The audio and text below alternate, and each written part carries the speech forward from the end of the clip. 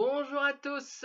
Aujourd'hui, donc comme tous les lundis, débriefing du match de Racing Club de Lens. Mais c'était pas n'importe quel match, c'était Lens-Marseille. Donc le deuxième qui était Marseille et Lens qui était troisième. Tout le monde appelait ça comme la finale du championnat de Ligue 1 de cette saison. Allez, let's go!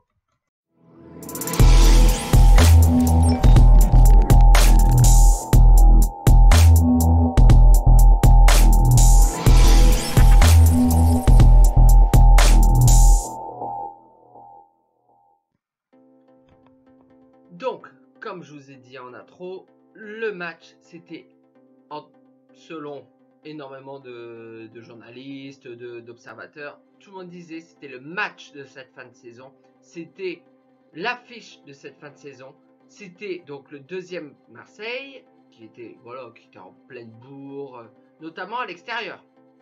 Marseille a pris, je pense, plus de points à l'extérieur qu'à domicile. Donc c'était la meilleure équipe à l'extérieur contre la meilleure équipe à domicile qu'est le Racing Club de Lens, et même pas qu'en France. Le Racing Club de Lens est la meilleure équipe à domicile d'Europe. Vous vous rendez compte? Vous vous rendez compte? Donc bref, début de match. Donc déjà, lors de ce match-là titulaire, on a retrouvé Daver Machado, donc en tant que piston, et quel côté lui? Piston gauche. En tant que piston gauche, voilà, on l'a retrouvé. On a eu aussi Angelo Fuggini qui était là, qui était de retour en termes de titularisation, parce qu'habituellement à ce poste-là, ces dernières semaines, notamment le dernier match, c'était Adrien Thomasson. Donc là, c'est Angelo Fuggini. Bon, bien sûr, devant notre attaquant belge préféré, Loïs Openda. Donc, bref, ce match commence parce que, pour moi, Lens et Marseille, en termes du jeu, ce sont les frères jumeaux. Ils mettent de l'intensité, ils mettent de l'impact, ils vont sur l'homme. C'est, je trouve, en regardant le match, et en re-regardant le match, je me suis rendu compte que c'est exactement le même jeu que Lens. Et d'ailleurs, Marseille a réussi au mieux ce début de match. Et d'ailleurs, Marseille a marqué en première période d'un but. Alors, je ne sais plus qui c'était. Bon, je ne sais plus qui c'est. Je ne sais plus. Et marque donc vraiment, on va dire Danso, il veut un petit peu protéger le ballon pour dire que Brice Samba vient de la récupérer, mais vous voyez, il est un petit peu embêté, et le joueur donc marseillais lui chipe le ballon en allant un petit peu fort sur l'homme, bien sûr, en poussant donc Kevin Danso, et marque donc et trompe donc Brice Samba. Le drame. Donc l'arbitre accorde le but, mais pas la VAR. Pas la VAR. La VAR déjuge l'arbitre central. La VAR l'appelle pour aller voir. Donc eux ils savaient pas trop, parce que oui, il était fort sur l'homme au niveau des pieds et au niveau de la main. Il a poussé de la main Kevin Danso, et il a même fait un croche-pied sur Kevin Danso qui lui a perdu tout l'équilibre et qui est tombé. Donc le Marseillais a récupéré le ballon et donc a pu tromper Brice Samba. Et ce but, il a été annulé par la VAR. Alors souvent ça arrive que je me plains de la VAR, je dis oh voilà, mais alors là un énorme merci à la VAR, parce que c'était, voilà, on avait mal démarré ce match, on s'est fait étouffer, et au bout de 10-12 minutes on avait pris ce but. C'était le monde qui s'effondrait, mais au final non, on reste à 0-0. donc après ce but, Marseille a été, voilà, ça les a un petit peu perturbés. Lens a un petit peu commencé à développer son jeu, mais toujours avec une domination marseillaise. Une incursion lensoise, notre capitaine Seko Fofana. sa spéciale. Il est à l'entrée ou alors au bord de la surface de réparation. Il décoche une frappe surpuissante. Surpuissante. Cette frappe, vous savez, son amour pour les montants, bah cette frappe s'écrase sur le poteau. Il est habitué à taper du poteau ou de la barre en faisant ça ces dernières semaines. Je crois qu'il a dû en faire 5 ou 6 lors des derniers matchs. Parce que à chaque fois la balle a tapé la barre ou le poteau. Donc 0-0 toujours. Mais vient la 40e, 42e de ces eaux-là. Le ballon revient sur Seko Fofana. Seko Fofana s'obstine. Il retente sa frappe. Sauf que cette frappe, elle est cadrée et finit au bout, dans le but marseillais. Le Racing Club de Lens marque, ouvre le score au meilleur de moments. 42e, juste avant la mi-temps. Bah, avec une frappe magnifique, magistrale, surpuissante de Seko Fofana, notre capitaine. C'était magique. Une frappe immense. Donc à la mi-temps, le Racing Club de Lens mène un but à 0 donc de la frappe de Seko Fofana. Via la mi-temps, il y a eu des changements côté marseillais, 2 changements. Des joueurs qui se sont blessés. Alors ne me demandez plus les noms. Je ne sais plus. Je ne sais plus. Voilà, j'étais tellement dans le match. Voilà, c'est. Donc Marseille a perdu 2 titulaires. Mais pas. C'est pas Lens qui les a blessés. En fait, ils se sont blessés tout seuls. La deuxième mi-temps, il y avait eu des changements. Notamment le vis-à-vis de Luis Openda. Qui a embêté Luis Openda toute la première mi-temps. Et ben ce joueur, il a dû sortir. Il y a eu un vis-à-vis. Et là, Luis Openda a pu être le poison habituel pour la défense marseillaise. La reprise donc de la seconde période, le Racing Club de Lens était, alors on sait pas, alors transformé, mais je ne sais pas si c'est Lens qui a été transformé. J'ai l'impression que c'est Marseille avec ses changements qu'ils ont un petit peu baissé de rythme. Donc Lens avait plus d'espace et il n'en fallait pas plus pour les 100 et or. Un magnifique enchaînement comme habituel et un centre de, je sais même plus de qui. Une occasion, hein. Ah oui, parce que bon, je vais pas vous montrer tout de suite la une de l'équipe, hein. Pas tout de suite, hein. Je dois regarder parce que je ne sais plus. Donc ouais, donc voilà, c'est ça. Przemysław, notre Polonais préféré, Przemysław Rakowski, il monte dans son couloir droit. Ouais, en même temps, what else, j'ai envie de dire. Et il décoche un centre avec en se battant avec des vis-à-vis, on va dire, défenseurs marseillais. Un centre. Et qui est-ce qui arrive du côté gauche en lançant de la tête? Et c'est même rare qu'il marque de la tête. Notre meilleur buteur, Luis Openda, notre attaquant belge, et Lens mène donc 2-0 contre l'Olympique de Marseille. Et même à une période, donc Lens continue à développer son jeu. Marseille était, voilà, il était même à tel point que l'entraîneur marseillais, il a même pris un carton jaune parce qu'en fait il a à un moment donné plusieurs fois été dans la surface, au bord de la surface, et il est sorti de sa zone réglementaire devant le banc. Ensuite, le Lens développe son jeu et Florian Sotoka a la balle de 3-0 au bout des pieds. Malheureusement, l'attaquant, celui qui est partout, en attaque, en milieu, en défense, même limite en gardien, ne cadre pas. Donc, toujours de 0. Les minutes s'égrènent. Lance toujours de 0. Marseille, bon, il tentait. Brice Samba, énorme de ce match. Il a sorti des balles, notamment même en fin de première période. Il a sorti des arrêts, mais alors extraordinaire. C'est le meilleur gardien de Ligue 1, faut dire ce qu'il est. En fait, d'ailleurs, il est appelé en tant que 3e gardien Moi je dis plutôt deuxième gardien de l'équipe de France.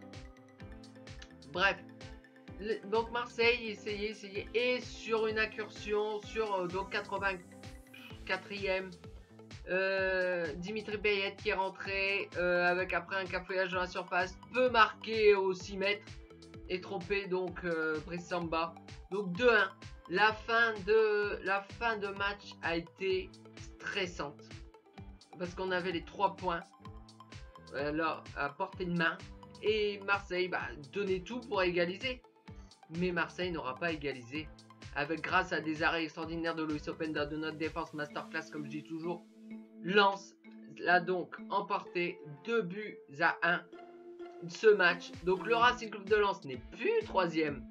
Le Racing Club de Lens est 2e à 2 points d'avance, avec 2 points d'avance sur le 3e, donc qui est maintenant l'Olympique de Marseille. À l'issue de la journée donc samedi, le Racing Club de Lens n'était plus qu'à 3 points du Paris Saint-Germain. Alors, doucement les gars, Paris jouait dimanche soir. Donc, maintenant je peux vous montrer la une de l'équipe. Il ne faut pas que je perde tout la moitié. Vous voyez bien? Le titre, les étoiles du Nord. Les étoiles du Nord. Bon, c'est pas Calais, mais c'est le Nord. Nord de la France. Les autres résultats. Parce que avant ce match, là on s'est joué à 21h, il y a eu 2 matchs. Il y a eu le match de Rennes. Rennes, je ne sais même plus comme qui c'était. Oh là là, ça va plus moi. Alzheimer me guette. Ah oui, à Nice. À Nice. Donc, Nice, adversaire, voilà. Rennes. La Rennes en ce moment c'est compliqué. Mais on s'est dit, allez, Nice c'est pas non plus transcendant en ce moment. Donc on se dit, bon allez, un petit nul, ce serait bien. Et ben Nice a fait mieux. Nice l'a emporté 2-1 face à Rennes. Donc ça voulait dire à 19h que le match se finissait. Le Racing Club de Lens était sûr, et certains grâce parce que Rennes est arrivé 6e, était sûr mathématiquement d'être européen la saison prochaine. Le retour de la Coupe d'Europe à Bollard depuis 2007. Vous vous rendez compte? On retrouve la Coupe d'Europe. Donc à ce moment-là, c'était l'Europa League conférence. Même si on était sur le podium, on était 2e, mais mathématiquement, on pouvait encore être 5e. Qui était 5e en Ligue 1 à ce moment-là? Même qui est la 5e de Ligue 1? C'est nos ennemis régionaux. C'était le LOSC. Et ben le LOSC s'est incliné contre, je ne sais plus qui. Oh là là, Alzheimer me guette. Heureusement j'ai le journal. Ah, à Reims. Lille s'est incliné 1-0 à Reims. Donc Lens était maintenant plus, comment dire, au pire en Europa League conférence. Non, parce que maintenant on pouvait plus être 5e. On pouvait être que au plus bas 4e Europa League directement. À la fin de ce match, 4e qui est donc Monaco. On était européen avant même, on était sûr d'être en Europa League directement avant même de jouer contre l'Olympique de Marseille. Enfin, non, on n'était pas encore sûr, mais avec la victoire de l'OM, on est au pire 4e de Ligue 1 mathématiquement. Et on est sur le podium, on est 2e de Ligue 1 actuellement. Et vous savez combien il manque de points pour être sûr d'être sur le podium pour la Racing Club de Lens mathématiquement? 1 point. On doit prendre 1 point, je crois si mes calculs sont bons, 1 point pour être sûr d'être au pire 3e de Ligue 1 à la fin de la saison. 1 point. Si les autres ils gagnent tout. C'est Monaco gagne tout. Ce qui n'est pas non plus l'assurance tout risque. Hein. Le dimanche, il y a eu qui? Il y a eu Monaco. Monaco qui recevait le SCO. SCO d'Angers qui est déjà périmé, mort, naze, agonisant, lui-même en dernier de Ligue 1 et sûr de l'être et déjà mathématiquement en Ligue 2. Et bah malheureusement Monaco s'est imposé, mais pas facilement, parce qu'une équipe qui est déjà condamnée est plus dangereuse qu'une équipe qui peut encore espérer, parce qu'en fait ils n'ont plus rien à jouer, franchement ils ont plus de pression, ils sont déjà condamnés, terminés. Donc Monaco s'impose difficilement à Angers, donc bon, mathématiquement voilà, c'est un peu... Donc Monaco est quatrième, c'est pour ça d'ailleurs, bon hier il y avait ce match là, bon de toute façon ça n'aura rien changé, si, parce que je crois que si Monaco se serait incliné, mais bon j'y croyais pas, se serait incliné ou n'aurait pas gagné, Lens aurait été déjà troisième assuré, mais bon, c'est bien.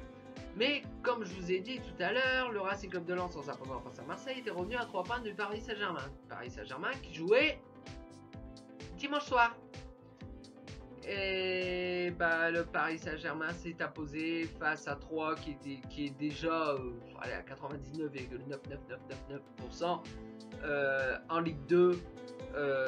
Mais Paris 3-1, ça a fini à 3-1, ça n'a pas été si facile que ça. Donc Paris reprend 3 points en plus sur Lens, donc Lens a 6 points de retard sur Paris. Mais alors, comme dit Seko Fofana ou comme dit Francaise, on se donne pas de limite. No limite. Si on... Mais... Voilà. Paris, on n'a pas... Parce qu'il me dit, il disait en conférence de presse, Paris, on n'a pas notre destin en main. On n'a pas notre destin en main. Vous imaginez si Abdoul Samed ne s'était pas fait expulser ce jour-là, qu'on étranglait, que Paris n'arrivait à rien contre nous au parc. Vous imaginez qu'on l'aurait emporté au parc? Eh ben non. Mais bon, là on est deuxième, on a 2 points d'avance sur l'Olympique de Marseille. Et Olympique de Marseille qui reste un gros match, on va dire ça comme ça. Comparé à nous, que nous on tape des équipes que, bon, soit ils ont pas rien joué, ou alors ils jouent le maintien, ou alors ils sont déjà condamnés. Ou alors ils ont plus rien à jouer, ou très peu. Voilà. Donc la semaine prochaine, vendredi, le prochain match, le Racing Club de Lens. Lens reçoit le bourreau du LOSC, le Stade Rémois, qui vient à Bollard. Reims qui est 8ème aujourd'hui, avec cette victoire contre Lille. Mais bon, voilà, ça reste Reims qui vient à Bollard. Bollard qui est intraitable à domicile. Je crois qu'on a dû faire 2 matchs nuls cette saison, pas plus à Bollard. Hein. On a tout gagné. On n'a pas perdu à Bollard cette saison. Donc, Reims se vient à Bollard. Donc, ce sera vendredi soir à 21 h. Donc, Lens peut mettre la pression sur Marseille, peut mettre la pression sur Monaco. Maintenant, plus sur les autres, hein, parce que mathématiquement, c'est terminé. Donc, voilà, on va se concentrer. De toute façon, quoi qu'il arrive, on va se concentrer sur nous. Donc, voilà. Donc, si cette longue vidéo vous a plu, vous pouvez laisser un petit pouce en l'air, la partager et surtout vous abonner, ça me ferait extrêmement plaisir. Donc nous nous retrouvons donc dimanche prochain pour une nouvelle vidéo Funko Pop. Et donc lundi pour le débriefing de Lens Reims. D'ici là, portez-vous bien. Ciao!